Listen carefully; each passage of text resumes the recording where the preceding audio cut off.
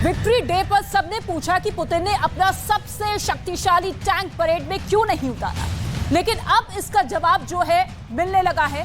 Putin का सबसे खतरनाक टैंक यूक्रेन पहुंच गया है और अगर इस टैंक की टक्कर ज़ेलेंस्की को मिले चैलेंजर और लेपर्ड टैंक से हुई तो पुतिन को पूरा भरोसा है कि उनका टैंक यूक्रेन के परकच्छे उड़ा देगा।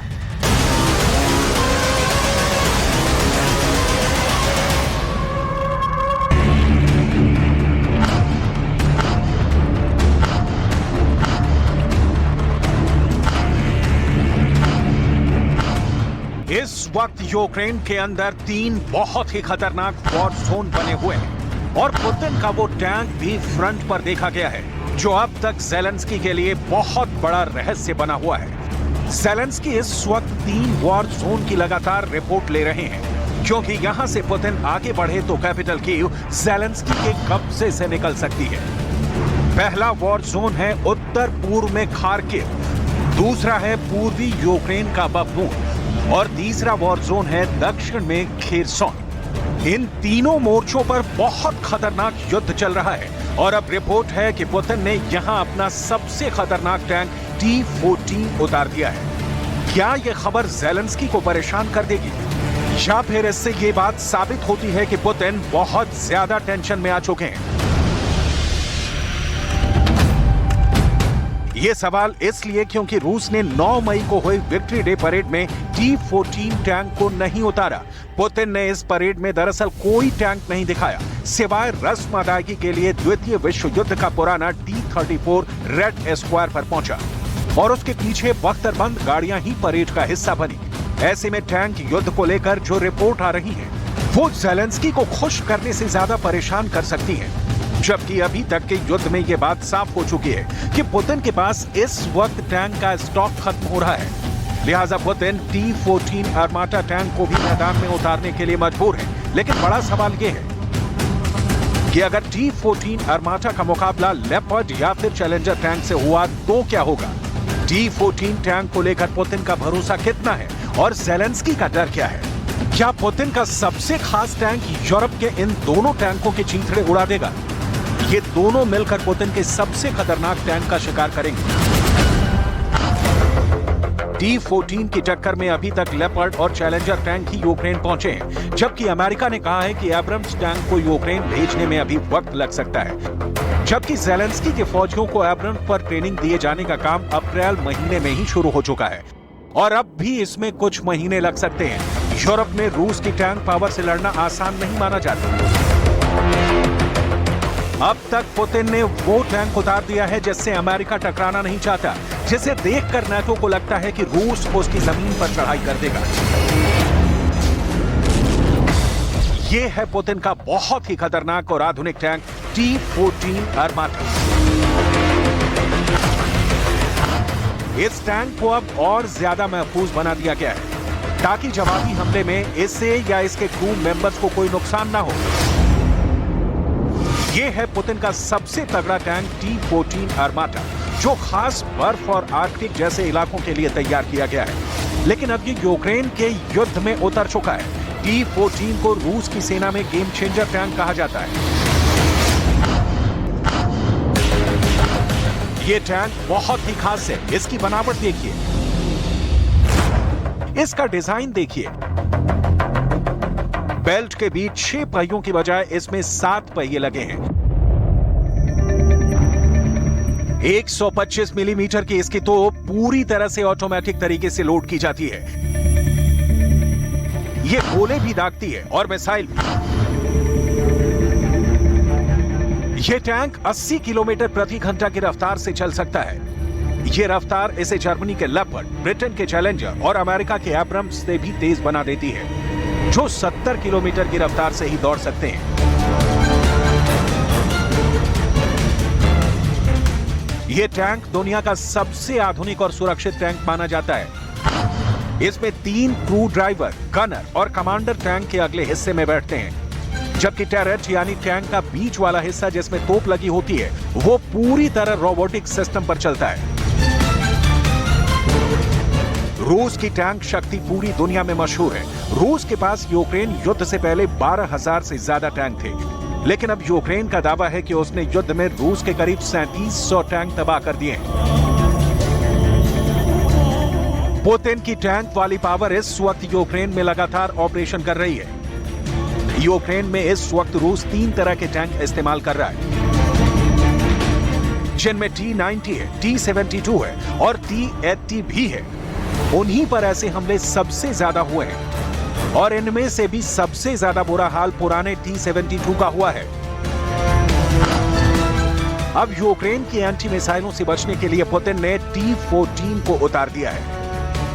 इसमें लगा एक्टिव प्रोटेक्शन सिस्टम इसे एंटी टैंक मिसाइल से बचाता है।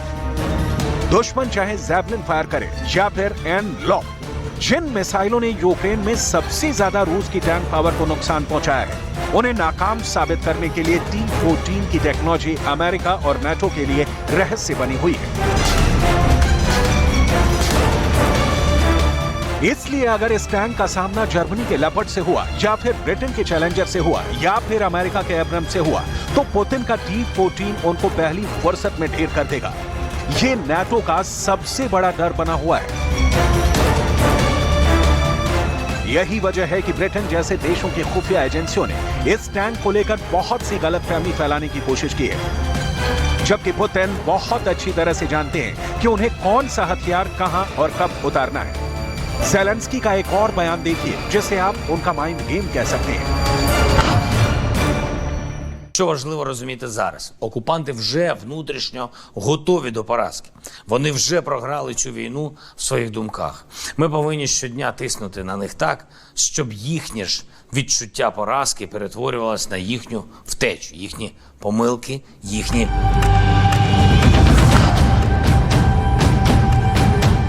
अभी तक इस बारे में पता नहीं चला है कि रूस ने कितने T-14 टैंक यूक्रेन के मोर्चों पर भेजे हैं। कुछ दिन पहले ही पुतिन के ऑर्डर पर रूस के रक्षा मंत्री ने एक सीक्रेट मोर्चे का दौरा किया था, जहां रूस के नए T-90 टैंक बखमूत के मोर्चे पर निकलने के लिए तैयार किए गए थे। सर्गेई शोइगु हेलीकॉप्टर से उस जगह पहुंचे और फिर उनके सामने रखा गया रूस के हमले का नया प्लान। यहां शोइगु के सामने 10-20 नहीं बल्कि 50 बहुत ही खतरनाक T-90 टैंक मौजूद थे। ये टैंक बखमूत की तरफ कूच करने के लिए इकट्ठा किए गए ताकि उन इलाकों पर दबाव बनाया जा सके जहां ज़ेलेंस्की की फोर्स कम बैक करना चाहती है। पुतिन ने यह तय कर लिया है कि अब वो सिर्फ डॉनबास में तबाही नहीं मचाएंगे, बल्कि ज़ेलेंस्की को घुटनों पर लाने के लिए अब वो हर उस शहर को बखमूत बना देंगे जहां ज़ेलेंस्की अब तक पुतिन से रहम की उम्मीद करते रहे हैं। पुतिन का फोकस अब बहुत साफ है। पुतिन अब नीप्रो नदी के किनारे दूसरी तरफ को आराम मचाना चाहते हैं। अब तक पुतिन के हमले डॉनबास में ज्यादा रहे हैं, यानी नीप्रो नदी के पूर्वी तरफ बखमूत में, अवदीविका में, लुहांस्क में पुतिन ने खूब कहर मचाया है। लेकिन अब नदी की दूसरी तरफ यानी पश्चिमी हिस्से को पुतिन दूसरा डॉनबास बनाना चाहते हैं।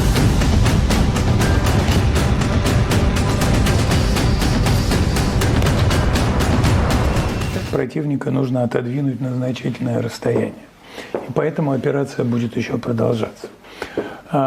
Тем не менее, освобождены от неонацистов значительные территории на Донбассе. इस वक्त यूक्रेन को लेकर पुतिन ने अपनी डिक्शनरी में रहम वाला शब्द मिटा दिया है और अब वो यूक्रेन को सिर्फ पैर रगड़ते हुए देखना चाहते हैं। वो चाहते हैं कि ज़ेलेंस्की सरेंडर कर दें, लेकिन क्या ऐसा होगा? क्योंकि ज़ेलेंस्की के इरादे कुछ बता रहे हैं। उनके पास अब लेपर्ड और चैलेंजर टैंक आ चुके हैं और ये टैंक अब रूस की फोर्स पर लगातार हमले भी कर रहे हैं। यूक्रेन को चैलेंजर टैंक ब्रिटेन से मिला है और अब उसे स्टॉर्म शैडो मिसाइल भी मिल रही है। ब्रिटेन से हथियार वाली दोस्ती पर यूक्रेन के रक्षा मंत्रालय ने एक तस्वीर ट्वीट की है। इस तस्वीर में ज़ेलेंस्की और ब्रिटेन के प्रधानमंत्री ऋषि सुनक खिलखिलाकर हंस रहे हैं और ट्वीट में बताया गया है कि अब क्राइमिया में मौजूद रूस के जंगी जहाज यूक्रेन की रेंज में होंगे। Говорив сьогодні із прем'єр-міністром Британії Сунаком. Дякую тобі, Ріше, за незмінну підтримку і саме ті кроки, які дають усьому світу зрозуміти, що Сполучене Королівство завжди буде лідером. Ми обговорили нашу теперішню взаємодію у зброї, нашу подальшу оборонну взаємодію, а також дипломатичні кроки, які маємо зробити разом, щоб наблизити нашу спільну перемогу.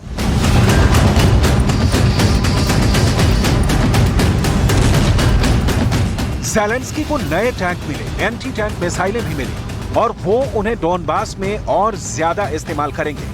हथियारों की नई खेप की भी डिमांड करेंगे। वैसे डोनबास में टैंक वाली रणनीति को मजबूत करने के लिए ही पुतिन ने अपने स्पेशल ऑपरेशन की कमांड एक ऐसे जनरल को सौंपी है जो टैंक कमांडर रहे हैं। इसलिए ये बात तय है कि यूक्रेन में दुनिया का सबसे खतरनाक टैंक युद्ध होने जा रहा है, जहां यूरोप और रूस के टैंकों के बीच लड़ाई ऐसी होगी कि पूरी दुनिया देखती रह जाएगी। इस वक्त यूक्रेन के रिजल्ट को 3 फ्रंट की नजर से देखना जरूरी है।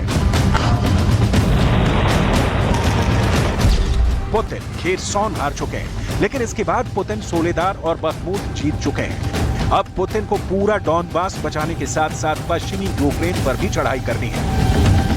यही पुतिन का फैसला है, यही पुतिन का इरादा है और यही पुतिन ने ठान लिया है। पुतिन की रणनीति में T-14 आर्माटा टैंक बहुत बड़ा हथियार बनने जा रहा है। ये टैंक ही वो मशीन है जो अब यूक्रेन के युद्ध का फैसला करेगी।